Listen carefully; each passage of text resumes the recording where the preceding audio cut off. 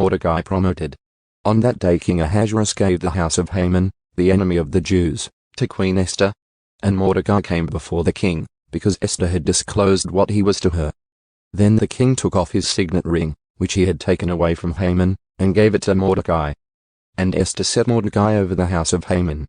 Then Esther spoke again to the king, fell at his feet, wept, and pleaded for his compassion to avert the evil scheme of Haman the Agagite and his plot which he had devised against the Jews.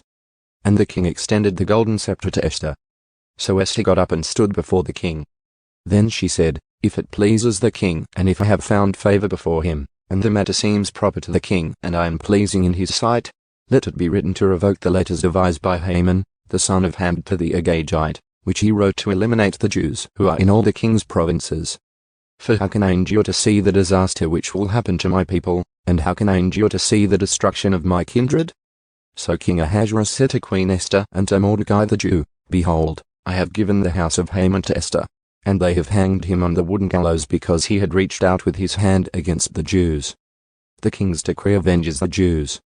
Now you write to the Jews as you see fit, in the king's name, and seal it with the king's signet ring.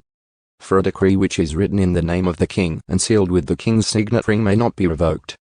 So the king's scribes were summoned at that time in the 3rd month, that is, the month 7, on the 23rd day.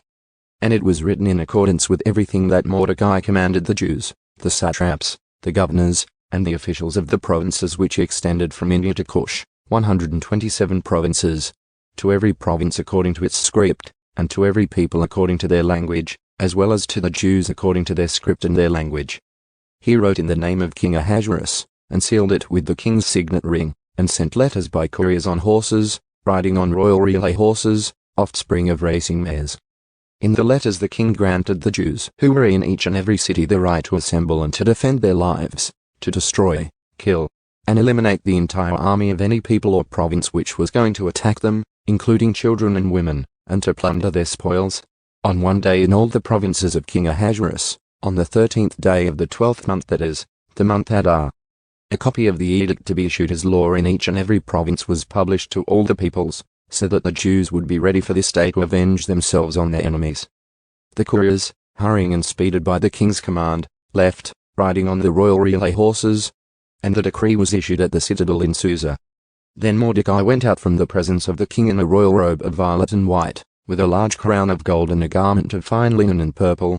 And the city of Susa shouted and rejoiced.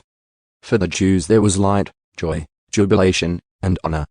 In each and every province and in each and every city, wherever the king's commandment and his decree arrived, there was joy and jubilation for the Jews, a feast and a holiday. And many among the peoples of the land became Jews, because the dread of the Jews had fallen on them.